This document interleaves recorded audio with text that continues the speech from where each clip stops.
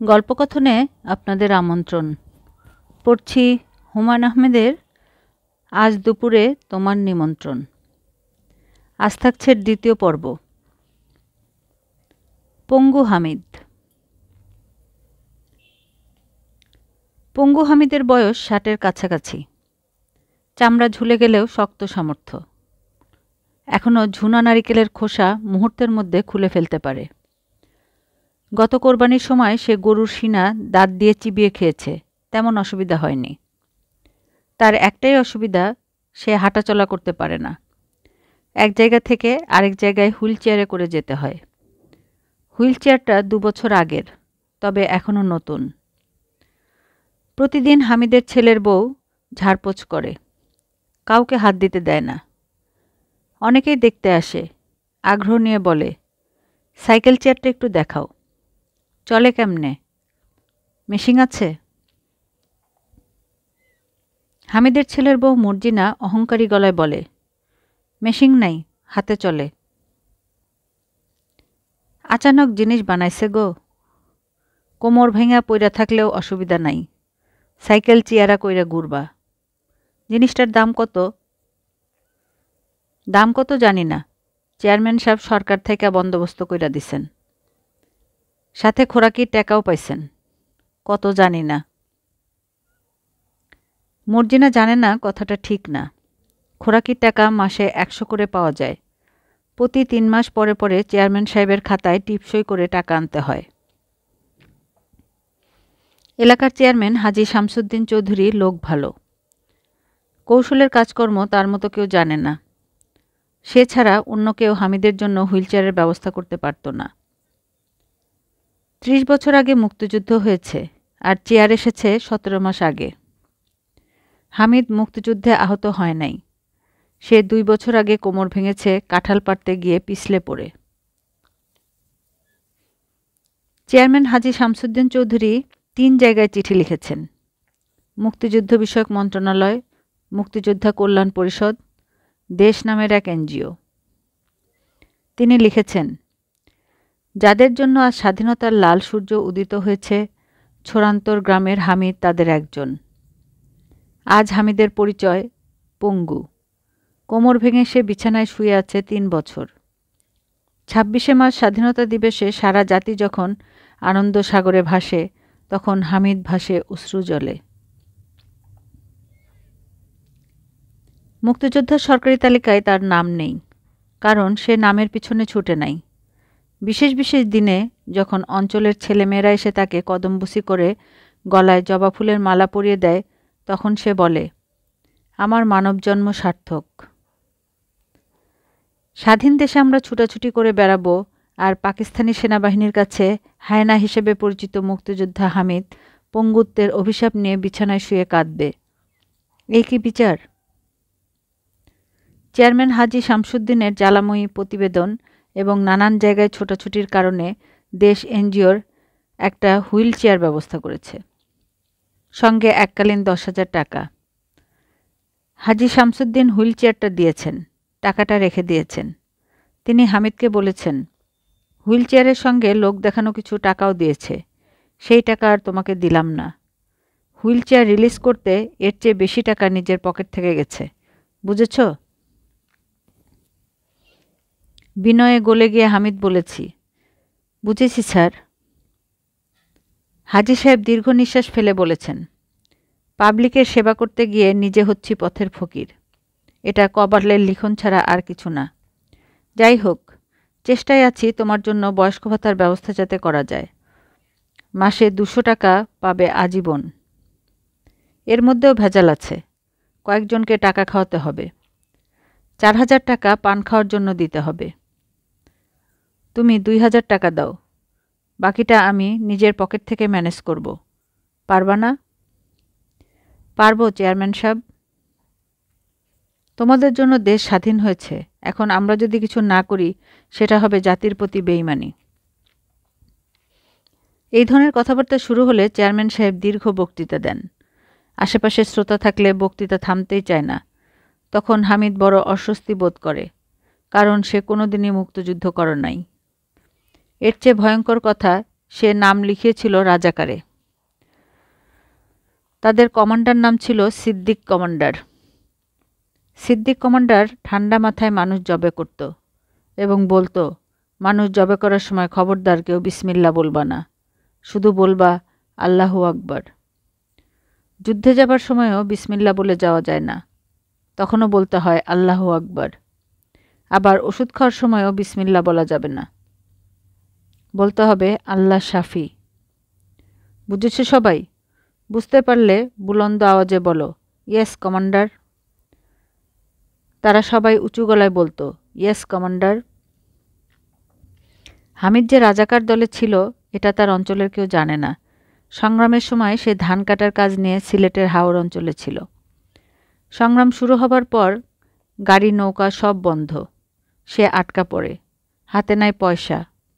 মুক্তিতে যাওয়া যায়, কিন্তু মুক্তিতে টাকা পয়সা নাই। রাজাকার গেলে 70 টাকা বেতন। লুটপাটের ভাগও আছে, এছাড়াও অন্য সুবিধা আছে। মিলিটারি এক অফিসার একবার ক্যাম্প দেখতে এসে তাদেরকে 2 বোতল বিলাতি দিলেন। আহা, কি জিনিস! স্যার ছিলেন লঞ্চে। তিনি বললেন, অল্প বয়সী 2টা মেয়ে ছেলে লাগবে। নানান ঝামেলা করে 2জন জোগাড় হলো। তারা স্যারের কাছে নিয়ে গেল। স্যার বললেন, আমার জন্য তো চাই নাই, তোমাদের জন্য চেয়েছি। তোমরা ফুর্তি করো। শুধু কাজ করলে হয় না, কাজের সাথে ফুর্তিও লাগে। বোতল খাও, বোতল নিয়ে ফুর্তি করো। খাঁটি পাকিস্তানিদের জন্য উপহার। তারা 2জনকে নিয়ে ফুর্তি করতে পারে নাই। একজন কিভাবে যেন পালিয়ে গেল, অন্যটা পালাতে পারল না। তার নাম ছিল রাধা। চেহারা ভালো ছিল, তবে তেজ ছিল। 8 দিন ছিল। 8 দিনে কিছুই খায় নাই, এক ফোঁটা পানিও মুখে দেয় নাই। মেয়েটির উপর হামিদের খানিকটা মায়া পড়ে গিয়েছিল। সে অনেকবারই পানি খাওয়াতে চেষ্টা করেছে। যতবারই গেছে ততবারই বজ্জাত মেয়ে তার মুখে থুতু দিয়েছে। আসল হারামি, আদরের মর্যাদা বোঝে না। দেশ স্বাধীনের পর সে একজোড়া বুট জুতা, খাকি শার্ট এবং প্যান্ট নিয়ে গ্রামে ফিরেছে এবং মিনমিনে গলায় বলেছে, মুক্তিতে নাম লেখাইছিলাম, যুদ্ধে জীবন গেছে, জান নিয়ে ফিরতে পারবো ভাবি নাই। সবই আল্লাহ পাকের ইচ্ছা। গ্রামের মানুষ মুক্তিযোদ্ধা হিসেবে তাকে যথেষ্টই সম্মান দিয়েছে। স্কুলের হেডমাস্টার সাহেব তাকে একদিন স্কুলে নিয়ে গেলেন এবং বললেন, তুমি তোমার অভিজ্ঞতার গল্প এদের বলো, এরা শিখবে, দেশমাতৃকার মূল্য কি বুঝবে। হামিদ বিড়বিড় করে বলল, এইসব পুলাপানের বিষয় না। হেড স্যার বললেন, এরা যুদ্ধের সময় বড় হয়েছে, সবই এদের বিষয়, এদের জানা দরকার। হামিদ গলাখাকারি দিয়ে যুদ্ধের গল্প শুরু করল। কিভাবে তারা একটা লঞ্চ অ্যাটাক করে 7 জন মিলিটারি মারল এবং একটা হিন্দু মেয়ে উদ্ধার করল, যদিও সে শেষ পর্যন্ত বাঁচে নাই। হেড স্যার বললেন, নাম কি ছিল মেয়েটার? হামিদ চাপা গলায় বলল, রাধা। হেড স্যার বললেন, আহারে, সবাই উঠে দাঁড়াও, রাধা মেয়েটার জন্য 1 মিনিট নীরবতা। সবাই উঠে দাঁড়াল। হেড স্যার বললেন, গলা ফাটিয়ে বলো, জয় বাংলা। গলা চিরে যেন রক্ত পড়ে। জয় বাংলা। হামিদ যুদ্ধের গল্প বলা বন্ধ করে দিয়েছে অনেক দিন। সে গল্প সেইভাবে বানাতেও পারে না। কি বলতে গিয়ে কি বলবে এটা নিয়ে ভয়েও থাকে। একবার তো প্রায় ধরাই পড়ে গিয়েছিল। পত্রিকা থেকে এক লোক এসেছে ছবি তুলবে, ইন্টারভিউ নিবে। ভাই, আপনি কোন সেক্টরে যুদ্ধ করেছেন? আপনার সেক্টর কমান্ডারের নাম কি? হামিদ থতমত খেয়ে বলল, লেখাপড়া জানি না তো ভাই সাহেব, কিছু ইয়াদও নাই। একবার মিলিটারি হাতে ধরা খাইছিলাম। তারা পায়ে দড়ি বান্ধা কাঁঠাল গাছে ঝুইলা রাখল 3 দিন। তখনই মাথায় গণ্ডগোল হয়েছে, কিচ্ছু মনে নাই। যাদের সঙ্গে যুদ্ধ করেছেন তাদের নামও মনে নাই? যে না, কিচ্ছুই ইয়াদ নাই। আমি আর কোনো কথা বলবো না ভাইজান, কথা বললেই মাথায় যন্ত্রণা হয়। এখন কিছুদিন হামিদের সত্যি সত্যি মাথায় যন্ত্রণা হয়। মাথার যন্ত্রণা খুব বাড়লে সে চলে যায় কুয়াতলায়। কুয়াতলাটা পাকা, হুইল চেয়ার নিয়ে ঘুরতে আরাম। তাছাড়া বিশাল 2টা জাম গাছ আছে। কুয়াতলায় ছায়া হয়ে থাকে। গরমের সময় পাকা জাম টুপটাপ করে গায়ে পড়ে। গায়ে পড়া পাকা জামের স্বাদই আলাদা। কুয়াতলার একদিকে ঘুরে হামিদ, তার ঠিক অন্যদিকে ঘুরে তার নাতনি সুধা। সুধার বয়স 2.5 বছর, ফর্সা, গোলগাল মুখ। সুধার মা সবসময় সুধার চোখে কাজল এবং কপালে টিপ দিয়ে রাখে, যেন কেউ নজর না দিতে পারে।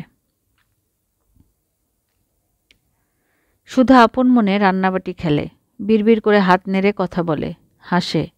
শুধু যখন হামিদ ডাকে, আয় আয়, কাছে আয়, তখন সুধার চোখ মুখ শক্ত হয়ে যায়। হামিদ যখন হুইলচেয়ার নিয়ে তার দিকে এগিয়ে যায়, তখন সে চট করে উঠে দাঁড়ায় এবং হামিদের দিকে থু করে থুতু দেওয়ার ভঙ্গি করে। এর কারণটা কি? দাদার সাথে একই ব্যবহার। হামিদ ইচ্ছা করলেই ছেলেকে ঘটনাটা বলতে পারে। মেয়ে তার বাবার হাতে কয়েকটা চর খেলেই সহবত শিখবে। তবে হামিদ এখনও ছেলেকে কিছু বলেনি। ঘটনার কারণ বের করা দরকার। কারণ নিশ্চয়ই আছে। এক দুপুরে হুইলচেয়ারে হামিদ বসা। হামিদের উল্টা দিকে সুধা খেলছে।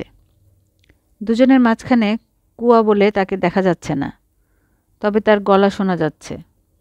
কি একটা ছড়া বলছে, ও কুটকুট কই যাস, ভাত নাই পান্তা খাস, পান্তায় আছে শিং মাছ, সইয়ের বাড়ির বড়ই গাছ। হামিদ ডাকল, সুধা, ও সুধা। সুধা বলল, চুপ। হামিদ হুইলচেয়ার নিয়ে এগিয়ে যাচ্ছে। চাকার ঘর ঘর শব্দ হচ্ছে। সুধা বলল, কাছে আসবি না, ছ্যাপ দিমু। হামিদ বলল, ছ্যাপ কেন দিবা দাদু, তুই পচা। হামিদ থমকে গেল। মেয়েটার কথাবার্তা এরকম কেন? সে কি কিছু জানে? পুলাপানরা অনেক সময় অনেক কিছু জানে, কেমনে জানে বলা কঠিন। মেয়েটা আর কাউরে থুতু দেয় না, তাকে দেখলেই থুতু দেয়। রাধাও থুতু দিত। রাধার মুখও ছিল গোল। দুজনের নামেরও মিল আছে, একজনের রাধা আরেকজন সুধা। হামিদ সাবধানে হুইলচেয়ার নিয়ে এগুচ্ছে, এত সাবধানে যেন কোনো শব্দ পর্যন্ত না হয়। সুধা দাদাকে দেখে চমকে তাকালো। হামিদ বলল, দাদু জাম খাইবা? সুধা মুখ ভেঙচি দিল, জিহ্বা বের করে সাপের মতো নাড়ছে। বদ মেয়ের এত বড় জিহ্বা! কেচি দিয়ে কচ করে জিহ্বাটা কেটে ফেলে মনটা শান্ত হতো। সেটা সম্ভব না, আদরের নাতনি। মেয়েটার বিষয়ে তার বাবা মাকে বলা দরকার। শাসন করার দায়িত্ব বাবা মার। দাদা দাদির শাসন বাবা মা নিতে পারে না। রাতে খাবার সময় হামিদ বলল, বৌমা, মেয়েটার একটু শাসন করা দরকার। হামিদের ছেলের বউ মর্জিনা অবাক হয়ে বলল, আব্বা যান, শাসন করব কেন? এমন লক্ষ্মী মেয়ে, সারাদিন নিজের মনে খেলে। হামিদ বলল, কিছু কিছু বাজে অভ্যাস হয়েছে, ছ্যাপ দেয়, আবার মুখ ভেঙচি দেয়। কারে ছ্যাপ দেয়? আমারে।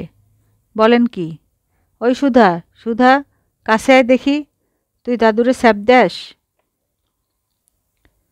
হামিদ তাকিয়ে আছে মেয়ের দিকে। কি জবাব দেয় শোনা দরকার। সুধা অবাক হয়ে একবার তার দাদার দিকে একবার তার মায়ের দিকে তাকিয়ে বলল, না মা। এমনভাবে বলেছে যে বিশ্বাস না করে উপায় নেই। বদ মেয়ে। মর্জিনা বলল, আব্বাজান, আপনি মনে হয় ধান্দা দেখছেন। বয়সকালে মানুষ ধান্দা দেখে। সুধা মা, যাও দাদুরে আদর দাও, যাও। হামিদ বিরক্ত মুখে বলল, আদর লাগবে না। মর্জিনা বলল, অবশ্যই লাগবে। মা যাও, দাদুরে আদর দাও। সুধা এগিয়ে গেল এবং থু করে থুতু ফেলল। হামিদ বলল, দেখলা কি করেছে? মর্জিনা অবাক হয়ে বলল, কি করেছে? স্যাপ দিয়েছে, দেখো নাই? মর্জিনা বলল, স্যাপ দেয় নাই, আপনি ভুল দেখছেন। হামিদ নিঃশব্দে খাওয়া শেষ করল। এরা কিছু বুঝতে পারছে না। রাধা যেভাবে থুতু দিত, এই মেয়েও তাই করে। মেয়েটা দেখতেও রাধার মতো, গোল মুখ, নামেও মিল আছে, রাধা আর সুধা। সুধা নাম রাখা বোকামি হয়েছে, হিন্দুয়ানি নাম। বয়সকালে মানুষের ঘুম কমে যায়, সারা রাত জেগে কাটাতে হয়। হামিদের হয়েছে উল্টাটা। রাতের ভাত খাওয়ার পরপরই তার ঘুম পায়। এক ঘুমে রাত কাবার। ঘুম আরামের হয় না, এই এক সমস্যা। আলতুফালতু স্বপ্ন, বেশিরভাগ স্বপ্নেই সিদ্দিক কমান্ডারকে দেখা যায়। স্বপ্নগুলো এত বাস্তব। স্বপ্নে সিদ্দিক কমান্ডার এসে ধাক্কা দিয়ে ঘুম ভাঙায়, রাগী গলায় বলে, খবর পাইছি মুক্তি আসছে, আর তুই ঘুমে? হাতিয়ার কই? হাতিয়ার নিয়ে বাহির হ দেখি, আজ আমরার খবর আছে। স্বপ্নের পরের অংশ বড়ই কষ্টকর। ভারী হাতিয়ার কাঁধে নিয়ে বনে জঙ্গলে কাদায় মাটিতে মুক্তির ভয়ে ছুটোছুটি। মাঝে মাঝে রাধার বিষয়টা স্বপ্নে আসে। একটা গামছায় কোনো মতে শরীর ঢেকে রাধা ঘরের কোনায় বসে আছে। বাস্তবে তার হাত পিছন দিকে বাঁধা থাকত, স্বপ্নে হাত থাকে খোলা। হামিদ ঘরে ঢুকতেই রাধা বলে, আপনারে বাপ ডাকলাম, আপনি আমার ধর্মবাপ, আমারে দয়া করেন। তখন সিদ্দিক কমান্ডারের কথা শোনা যায়। স্বপ্নে সিদ্দিক কমান্ডার হঠাৎ উদয় হয় এবং চাপা গলায় বলে, সংগ্রামের সময় দয়ামায়া শ্বশুরবাড়িতে বেড়াইতে যায়, বুঝেছ রাধা? আরেকটা কথা, সংগ্রামের সময় বাপ মিলিটারি, আর কেউ বাপ না। আমরা রে বাপ ডেকে লাভ নেই। এখন আমরা তোমার স্বামী, এক স্ত্রী 7 স্বামী, এক এক স্বামী এক এক পদের। প্রত্যেককে সোহাগ করবা, স্যাপ যদি দাও পরে বুঝবা। শেষের দিকে মুক্তিদের অবস্থা ভালো হয়ে গেল। বলতে গেলে রোজ রাত্রেই মুক্তি আসে। একদিন সিদ্দিক কমান্ডার বললেন, আজ রাতে আমরা পালাইয়া রাজানগর বাজারে চলে যাব। সেখানে মিলিটারির ঘাঁটি আছে, আমরা নিরাপদে থাকব। সব তৈয়ার থাক, রওনা দিব মাগরিবের ওয়াক্তে। হামিদ বলল, রাধারে কি করবেন? ছাইরা দিবেন না সাথে নিয়ে যাবেন? সিদ্দিক বলল, ছাইরা দিব কোন দুঃখে? এই মেয়ে আমাদের সবেরে চেনে, মুক্তির কাছে খবর দিবে। বুঝেছ ঘটনা? রাধারে বস্তায় ভইরা হাওরের পানিতে ফেলায় দিয়ে যেতে হবে। 10-12টা ইট দিবা বস্তার ভিতরে, যেন না ভাসে। আর কাজটা করবা হামিদ। হামিদ বলল, আমি কি জন্য করব? আমি অর্ডার দিছি, এই জন্য তুমি করবা। কমান্ডারের অর্ডারের উপরে কোনো কথা নাই। হামিদ কাজটা একা করে নাই, কমান্ডার সিদ্দিক সাহায্য করেছে। মেয়েটারে বস্তায় ভরতে বিরাট ঝামেলা হয়েছিল। সিদ্দিক কমান্ডারের হাত কামড়ে দিয়ে করল রক্তারক্তি কাণ্ড। দেশ স্বাধীন হওয়ার পরপরেই কমান্ডার সিদ্দিক ধরা পড়েছিল মুক্তির হাতে। মুক্তির কমান্ডার তাকে জিজ্ঞেস করেছিল, তুমি সারা জীবনে কোনো ভালো কাজ কি করেছ? একটা ভালো কাজের কথা বলো। সিদ্দিক কমান্ডার বলেছে, ভালো কাজ কি করেছি, মন্দ কাজ কি করেছি আপনারা কেন বলবো? এটা তো রোজ হাসন না। তবে আমার সঙ্গে যারা যারা ছিল প্রত্যেকের নাম ঠিকানা দিতেছি, পারলে এদেরও ধরেন, কাগজ কলম আনেন, নাম লেখেন। অনেকেই ধরা পড়েছে, হামিদ বাদ পড়েছে। আজ লোকজন তাকে সম্মান করে। ছোট ছোট পোলাপান পতাকা নিয়ে চিকন গলায় বলে, মুক্তিযোদ্ধা হামিদ জিন্দাবাদ। জীবনটা তার এইভাবে কাটবে সে নিশ্চিত। সমস্যা একটাই, সুধাকে দেখলেই মনে হয় সে সব জানে। রাধা যেভাবে থুতু দিত, সুধা মেয়েটাও সেভাবেই থুতু দেয়। মেয়েটা বড় হবার আগেই একটা ব্যবস্থা নিতে হবে। সিদ্দিক কমান্ডার বলতেন, যা ইচ্ছা করবা, প্রমাণ রাখবা না। হামিদ নিজেও কোনো প্রমাণ রাখতে চায় না। প্রমাণ খারাপ জিনিস। তার নাতৃ সুধা প্রমাণ ছাড়া কিছু না। এক দুপুরে অস্বাভাবিক গরম পড়েছে। কুয়াতলায় হামিদ হুইল চেয়ারে বসে আছে, এক ফোঁটা বাতাস নাই। কুয়ার অন্য পাশে সুধা খেলছে, কুটুর কুটুর পুটুর পুটুর করে নিজের মনের কথা বলছে। হামিদ হুইল চেয়ার নিয়ে নিঃশব্দে এগিয়ে গেল। তাকে দেখেই সুধা খেলা বন্ধ করে থু করে একদলা থুতু ফেলল। হামিদ হাত বাড়িয়ে সুধাকে ধরল। পরের ঘটনাগুলো মুহূর্তের মধ্যে ঘটে গেল। কুয়াতে ঝপাং করে ভারী কিছু পড়ার শব্দ হলো। হামিদ 1, 2, 3 করে 100 পর্যন্ত গুনল। কুয়ার ভিতর থেকে কোনো শব্দ আসছে না। হামিদ তখন আকাশ ফাটা চিৎকার দিল, বৌমা কই, বৌমা কই? আমার দাদু কুয়াতে পড়ে গেছে, বৌমা, ও বৌমা।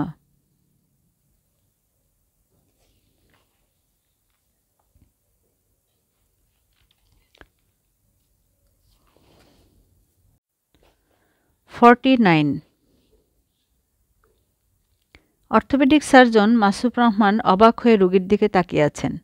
রোগীর বয়স 40-এর কাছাকাছি, চুলে পাক ধরেছে, ছোটোখাটো মানুষ, চাপা নাক, বালক বালক চেহারা। রোগীর অস্থির আচরণ, ক্রমাগত এদিক ওদিক তাকাচ্ছে।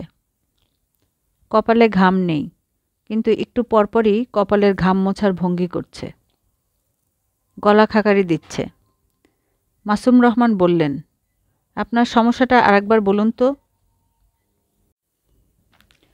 রোগী টেবিলের দিকে তাকিয়ে বলল, স্যার, আমি ছোট হয়ে যাচ্ছি। ছোট হয়ে যাচ্ছেন? জি স্যার। যে হারে ছোট হচ্ছি তাতে আমার 18 বছর 6 মাস পর আমার উচ্চতা হবে 1 ফুট 1.5 ইঞ্চি। আপনার নাম? আসাদুজ্জামান চৌধুরী। কি করেন?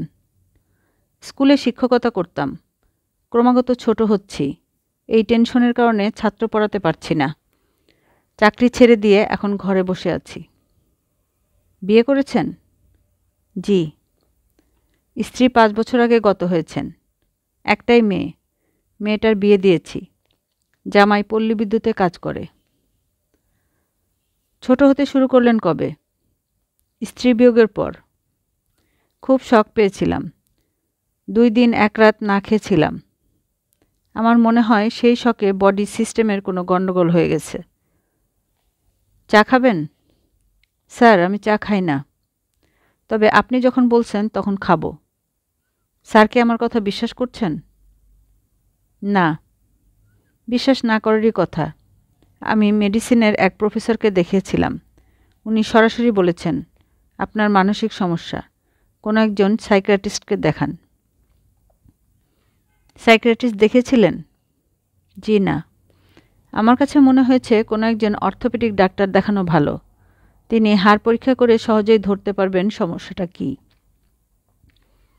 একজন মানুষ ছোট হতে হলে তার হাড় ছোট হতে হবে, লজিক তাই বলে। একজন অর্থোপেডিক চিকিৎসক ব্যাপারটা সহজে ধরবেন। মাসুম রহমান বেল টিপে চা দিতে বললেন, এই রুগী আজকের শেষ রুগী। ঘড়িতে বাজে 9টা। বাড়ি ফিরে রিল্যাক্স করার সময়।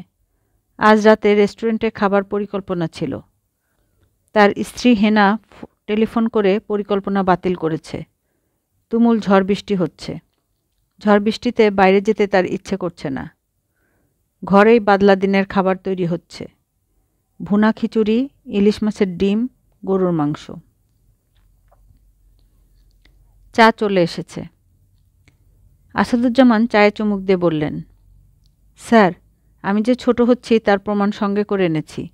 আপনি অনুমতি দিলে প্রমাণগুলি দেখাই। কী প্রমাণ এনেছেন? পাসপোর্ট নিয়ে এসেছি। পাসপোর্টে যে হাইট দেয়া, এখনকার হাইট তার চেয়ে 7.2 ইঞ্চি কম। স্যার, পাসপোর্টটা দেখাবো? না, পাসপোর্ট ছাড়া আর কি প্রমাণ আছে? স্ত্রী বিয়োগের সময়ের একটা প্যান্ট আর এখনকার একটা প্যান্ট নিয়ে এসেছি। পাশাপাশি ধরলেই বুঝবেন। মেলে ধরবো স্যার? দরকার নেই। কাগজপত্র সঙ্গে আছে। একবার শুধু যদি চোখ বুলাতেন। আপনার সময় নষ্ট করছি, বুঝতে পারছি। আমি বিরাট সমস্যায় আছি। স্যার, কাগজপত্র দেখাবো? কী কাগজপত্র? একটা চার্ট। আমি নিজেই গ্রাফের মতো করেছি। এক্স অক্ষে হাইট, ওয়াই অক্ষে বয়স, প্রায় সরলরেখা রিলেশনশিপ। আপনি স্কুলে কি পড়াতেন? অঙ্ক? জি স্যার। আমি বিএসসি টিচার। অঙ্ক আর সায়েন্স পড়াই। বিএসসিতে উপরের দিকে 2nd ক্লাস পেয়েছিলাম। এমএসসি পড়ার শখ ছিল। আর্থিক সঙ্গতি ছিল না। চার্টটা কি দেখাবো? না। আসাদুজ্জামান চা শেষ করেছেন। তিনি বললেন, আপনি অনুমতি দিলে আমি একটা পান খাবো স্যার। পান সঙ্গেই আছে। আগে পান খাবার অভ্যাস ছিল না। স্ত্রীর মৃত্যুর পর পান খাওয়া ধরেছি। ওনার একটা স্মৃতি ধরে রাখা। আমার স্ত্রীর জর্দা দিয়ে পান খাওয়ার অভ্যাস ছিল। স্যার, আমার একটা অনুরোধ রাখবেন? Just on humble request. কী রিকোয়েস্ট? কাউকে দিয়ে আমার হাইটটা মাপাবেন? 2 বছর পর মিলিয়ে দেখবেন। মাসুম রহমান তার সহকারীকে ডেকে রোগীর হাইট মাপতে বললেন। আসাদুজ্জামান বললেন, একটা কাগজে এই হাইটটা লিখে নামটা সিগনেচার করে রাখুন। আর আমার কাছে দিন, আমি যত্ন করে রাখব, আপনি হারিয়ে ফেলবেন। মাসুম রহমান বললেন, আমার কাছে এই রেকর্ডটা থাকবে, আমি হারাবো না। 2 বছর অনেক সময় স্যার। যত সময়ই হোক, আপনার হাইট লেখা কাগজটা আমার কাছে থাকবে, আর যদি হারিয়ে ফেলি হাইট মনে থাকবে, 4 ফুট 9 ইঞ্চি, অর্থাৎ 49, হাফ সেঞ্চুরির 1 কম। ভাই, এখন যান, আপনি আমার অনেক সময় নষ্ট করেছেন। এই পৃথিবীতে আমি একাই ছোট হচ্ছি নাকি আরও অনেকে ছোট হচ্ছে, আমার জানার ইচ্ছা। টাকা থাকলে কাগজে বিজ্ঞাপন দিতাম, বিজ্ঞাপনে লিখতাম, যাদের হাইট ক্রমাগত কমছে তারা যোগাযোগ করুন। ভাই, আমি এখন উঠব। আসাদুজ্জামানও উঠলেন, নিতান্ত অনিচ্ছায় উঠলেন। সিন্দাবাদের ভূতের প্রকৃতি অর্থ আছে। অনেক সমস্যাই সিন্দাবাদের ভূতের মতো মানুষের ঘাড়ে চেপে বসে, কিছুতেই সেই ভূত ঘাড় থেকে নামানো যায় না। আসাদুজ্জামান নামের মানুষটা মাসুম রহমানের ঘাড়ে সিন্দাবাদের ভূতের মতোই চেপে বসল। কিছুদিন পর পর টেলিফোন, মাসে একবার চিঠি। একটা চিঠির নমুনা। জনাব অধ্যাপক মাসুম রহমান, আসসালাম। আমি আসাদুজ্জামান চৌধুরী, শিবচর হাই স্কুলের প্রাক্তন অঙ্ক শিক্ষক। আশা করি আপনি আমাকে স্মরণে রেখেছেন। আমার উচ্চতাও আপনার মনে আছে, 4 ফুট 9 ইঞ্চি, 49, হাফ সেঞ্চুরির 1 কম। এই তথ্য যেন ভুলে না যান সেই কারণেই পত্র দিলাম। একই সঙ্গে পাসপোর্ট সাইজ একটা ছবিও দিলাম। যখন আপনার সঙ্গে আবার দেখা করব তখন যদি চিনতে না পারেন, এই জন্যই ছবি। বড়দের সালাম এবং ছোটদের শ্রেণীমতো দোয়া এবং স্নেহাশিস দিবেন। ইতি আসাদুজ্জামান চৌধুরী, 49। সমস্যা এখানেই শেষ না। মাসুম রহমান তার জন্মদিনে ফুলের তোড়া এবং কার্ড পাওয়া শুরু করল। আসাদুজ্জামান অফিস থেকে তার জন্মদিনের তারিখ জেনেছে। কার্ডে লেখা থাকে, জন্মদিনের ফুলেল শুভেচ্ছা, 49 আসাদুজ্জামান। রোগী দেখার সময়ও প্রায়ই আসাদুজ্জামানকে দেখা যায়। রোগীদের সঙ্গে গুটিসুটি মেরে বসে পান খাচ্ছে, তবে দেখা করতে আসে না। ঘন্টা 2-3 বসে থেকে চলে যায়। সে দূরে বসে থেকেও এমন একটা চাপ তৈরি করে যার ব্যাখ্যা চলে না। একজন মানসিক রোগী আশেপাশে আছে, তাকে লক্ষ্য রাখছে, ভাবতেই কেমন যেন লাগে। 2য় বছরে মাসুম রহমান রোগীর হাত থেকে বিশেষ উপায়ে মুক্তি পেলেন। সৌদি আরবে কিং ফয়সাল হাসপাতালে চাকরি নিয়ে চলে গেলেন। চাকরির 3য় বছরে হঠাৎ কুরিয়ারে আসাদুজ্জামানের চিঠি। স্যার, আসসালাম। অনেক কষ্টে আপনার ঠিকানা জোগাড় করেছি। আপনার সঙ্গে সর্বশেষ দেখা হবার পর আমি আরও দ্রুততার সঙ্গে ছোট হতে শুরু করেছি। এখন আমাকে পিগমি মানবের মতো দেখায়। সঙ্গে ছবি পাঠালাম, বর্তমানের ছবি এবং পূর্বের ছবি। হাইট চার্ট জিরক্স করে পাঠালাম। এখন আমার কি করণীয়? বিষয়টির বৈজ্ঞানিক পরীক্ষা নিরীক্ষা হওয়া উচিত। এমনও তো হতে পারে আমার ব্যাধি জীবাণু কিংবা ভাইরাস গঠিত, এক মানবদেহ থেকে আরেক মানবদেহ সংক্রমিত হওয়ার মতো। যদি তাই হয় তাহলে এই ভয়াবহ ব্যাধি রোধকল্পে ব্যাপক গবেষণা হওয়া উচিত। প্লেগ সংক্রমণের সময় বিশ্বের বিশাল মানবগোষ্ঠী আক্রান্ত হয়েছিল। সেরকম পরিস্থিতি যদি হয় তাহলে দেখা যাবে মানবজাতি 1-1.5 ইঞ্চি সাইজে পরিণত হয়েছে। অবশ্য তার একটা সুবিধাও আছে, খাদ্যাভাব পুরোপুরি দূর হবে। বিশাল দালান কোঠার প্রয়োজন হবে না, ম্যাচবক্সের সাইজের বাড়িঘরেই চলবে। নভোযানে চড়ে চন্দ্র এবং মঙ্গল গ্রহের অভিযান তেমন ব্যয়বহুল হবে না, কারণ নভোযানের সাইজ হবে ছোট। সমাজবিজ্ঞানীদের উচিত বিষয়টি নিয়ে গবেষণা শুরু করা। স্যার, আপনার প্রতি আমার একটি বিশেষ অনুরোধ। নিজের উচ্চতার প্রতি লক্ষ্য রাখবেন। আপনার সঙ্গে আমার নানানভাবে যোগাযোগ হয়েছে। খাটো হওয়া বিষয়টি ভাইরাস ঘটিত হলে আপনার কিঞ্চিত আশঙ্কা আছে। ইতি আপনার স্নেহধন্য 49 আসাদুজ্জামান। মাসুম রহমান সব কাগজপত্র ডাস্টবিনে ফেলে 3 বার বললেন, গাধা, গাধা, গাধা। কি কুক্ষণেই না এই লোকের কথা মন দিয়ে শুনেছিলেন। তার উচিত ছিল প্রথম দিনেই তাকে কানে ধরে চেম্বার থেকে বের করে দেওয়া। বদের বাচ্চা। কিং ফয়সাল হাসপাতালের চাকরি শেষ করে তিনি কানাডার একটি হাসপাতালে যোগ দিলেন। বেশ কিছু বছর পার হলো। এর মধ্যে 49 আসাদুজ্জামান আর যোগাযোগ করল না। সম্ভবত ঠিকানা বের করতে পারেনি। জানুয়ারি মাসের এক রাতের কথা। বাইরে তুষারপাত হচ্ছে। ব্লিজার্ড হতে পারে এমন ঘোষণা আবহাওয়া অফিস দিয়েছে। মাসুম রহমান স্ত্রীকে পাশে নিয়ে ফায়ারপ্লেসের সামনে বসেছেন। তার হাতে বিয়ারের ক্যান। নিজেকে সুখী সুখী লাগছে। সুখী ভাবারই কথা, দুটি মেয়েরই ভালো বিয়ে দিয়েছেন। শেষ বয়সের জন্য আলাদা করে রাখা সঞ্চয়ের পরিমাণও যথেষ্টই ভালো। স্ত্রীভাগ্যও তিনি ভাগ্যবান। দীর্ঘ বিবাহিত জীবনে স্ত্রীর সঙ্গে তার বড় ধরনের ঝগড়া হয়েছে এমন মনে করতে পারলেন না। হেনা বলল, তোমাকে একটা কথা বলবো? মাসুম রহমান বললেন, কথা বলার অনুমতি লাগে নাকি? অস্বস্তি বোধ করছি বলেই বলছি। অনেক দিন থেকেই বলতে চাচ্ছি কিন্তু বলতে পারছি না। আমার কেন যেন মনে হয় তুমি শ্রিঙ্ক করছো। কি বললে? তোমার হাইট কমছে, প্যান্টগুলো সব বড় লাগছে। মাসুম রহমান বললেন, আসাদুজ্জামানের মতো কথা বলবে না। হেনা বলল, আসাদুজ্জামানটা কে? মাসুম রহমান বললেন, তোমার মতো একজন মূর্খ। হঠাৎ রেগে গেলে কেন? মূর্খের মতো কথা বললে রাখব না? হেনা শান্ত গলায় বলল, আমি মোটেও মূর্খের মতো কথা বলছি না। তুমি যে শ্রিঙ্ক করছো এটা তুমি নিজেও জানো। তুমি সব জুতা ফেলে নতুন জুতা কিনেছ, নতুন প্যান্ট কিনেছ। আগেরগুলো নিজে ডাস্টবিনে ফেলে দিচ্ছ। মানুষ নতুন জুতা প্যান্ট কিনতে পারে না? হেনা বলল, বাথরুমে ওজন মাপার যন্ত্র থাকে, হাইট মাপার কিছু থাকে না। তুমি গত মাসে হাইট মাপার যন্ত্র কিনে বাথরুমে রেখেছ। মাসুম রহমান বললেন, শাট আপ ইউ বিচ। রাগে মাসুম রহমানের হাত পা কাঁপছে। বিয়ারের ক্যান স্ত্রীর মুখের উপর ছুঁড়ে মারতে ইচ্ছা করছে। বাইরে ব্লিজার্ড শুরু হয়েছে। ঝড়ে প্রচণ্ড মাতামাতি। হেনা বলল, আমি প্রতিদিন তোমাকে দেখছি বলে ধরতে পারছি না। তুমি কতটুকু খাটো হয়েছে বলবে? এটা কি কোনো নতুন রোগ? এর কি কোনো চিকিৎসা আছে? মাসুম রহমান মুখ বিকৃত করে এফ অক্ষর দিয়ে কুৎসিত একটা ইংরেজি গালি দিলেন। তার হাইট ছিল 5 ফুট 7 ইঞ্চি, এখন হয়েছে 4 ফুট 9 ইঞ্চি। 49।